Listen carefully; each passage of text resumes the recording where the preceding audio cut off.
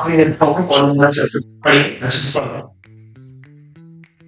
If the product of two zeros of polynomial, आपको बेटा एक पॉलिनोमियल दे, सबसे पहले ये देखा करिए कि पॉलिनोमियल की डिग्री क्या है। हाईएस्ट पावर x की 3, यानी कि ये एक हमारा क्यूबिक पॉलिनोमियल, मैक्सिमम 3 जीरोस होते हैं। Linear polynomial with maximum 1 zero, quadratic polynomial maximum 2 zeros, और जो क्यूबिक पॉलिनोमियल मैक्सिमम 3 जीरोस होते हैं। ठीक है, क्लियर है? मैक्सिमम 3 जीरोस, उनमें से 2 जीरोस का प्रोडक्ट अपन को गिवन है। मैक्सिमम 3 जीरोस होते हैं, 2 जीरोस का जो प्रोडक्ट है 3 है। इस 3 कह रहा है थर्ड जीरो बताओ, थर्ड जीरो कह रहा है आपसे, थर्ड जीरो बताओ। कॉन्सेप्ट समझते, कॉन्सेप्ट इस क्यूबिक पॉलिनोमियल की जनरल फॉर्म ये रहता है। General form capital A x cube plus capital B x square plus capital C x plus D. ठीक है बेटा, ये आपकी क्यूबिक पॉलिनोमियल की जनरल फॉर्म होती है। क्यूबिक पॉलिनोमियल की जनरल फॉर्म मैक्सिमम 3 जीरोस होते हैं। इसके जो मैक्सिमम जीरोस होते हैं वो 3 होते हैं। मैक्सिमम 3 जीरोस होते हैं, वो होते हैं अल्फा, बीटा और गामा कंसीडर करते हैं। तो इनका एक फॉर्मूला होता है, वैसे तो बेटा 3 फॉर्मूले होते हैं। एक फॉर्मूला होता है सम ऑफ जीरोस, एक फॉर्मूला होता है sum of product of zeros taken two at a time, और एक होता है आपके पास, एक होता है प्रोडक्ट ऑफ जीरोस का formula.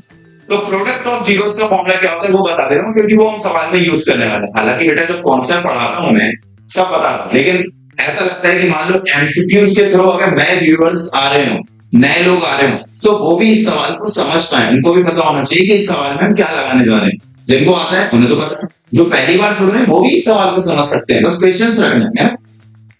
Alpha beta gamma product of zeros, formula रहता है बेटा इसका माइनस का डी अपॉन, यानी ये दो बातें पता होनी चाहिए। ये दो बातें कि जनरल फॉर्म ये होती है, एक्स क्यूब के बगल वाला a कहलाता है, एक्स स्क्वायर के बगल वाला b कहलाता है।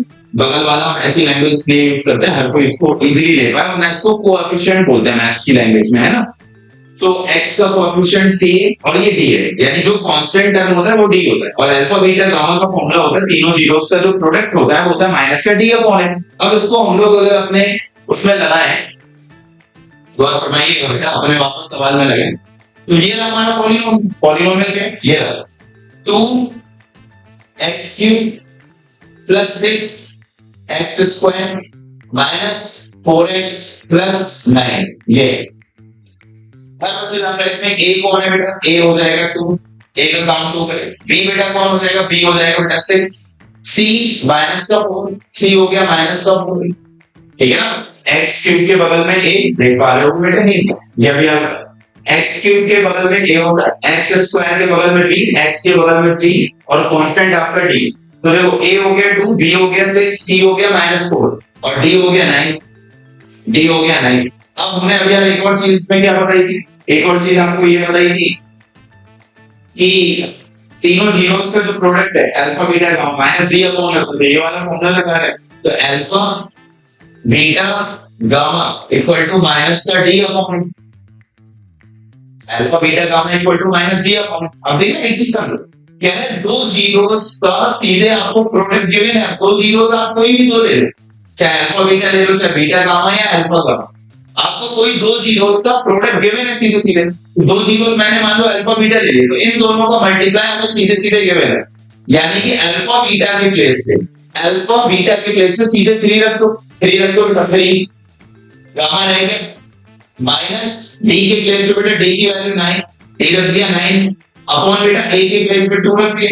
तो अब यहां आप समझदार हो, 3 से ये 9 कैंसिल 3 टाइम्स, तो गामा की वैल्यू आ गई -3 अपॉन, यानी कि जो तीसरा जीरोस बच रहा था गामा नाम का वो -3 अपॉन 2 आ गया। यही बेटा हमारा आंसर हो गया, गामा की वैल्यू हमारी हो गई, गामा की वैल्यू -3 अपॉन 2 हमारा ये आंसर हो गया, -3 अपॉन 2,